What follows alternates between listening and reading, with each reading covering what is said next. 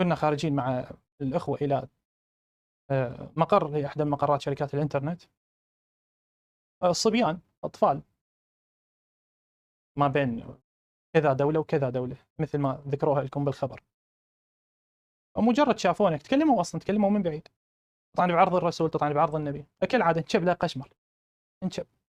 لأن إما تكون رجل تيجي تواجه، إما تكون رجل تواجه مواجهة علمية، وإما تكون رجل تواجه مواجهة قتالية، تيجي تطرق باب السيارة تقول أنا أريد أقاتل، يا أهلا بك، يا أهلا بك، إذا ما رجعك بأمك أنا مو القريشي.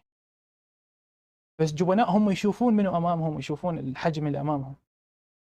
راح شغل سيارته، ضرب السيارة وشرد.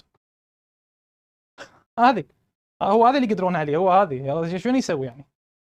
عمر بن الخطاب في إحدى مبارزاته كما ذكرتها لكم سابقا خرج يقاتل أحد الكفار رضي الله عنهم وارضاهم، وعمر لعنة الله عليه خرج يقاتل أحد كفار قريش رضي الله عنهم وارضاهم. فالكافر كان شريف واقف يريد منتظر من يأتي يبارزه، عمر من بعيد يرمي عليه أسهم من بعيد، أسهم.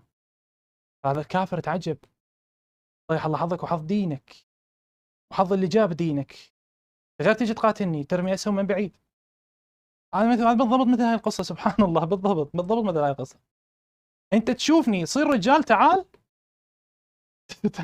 تعال قول أنا دقات.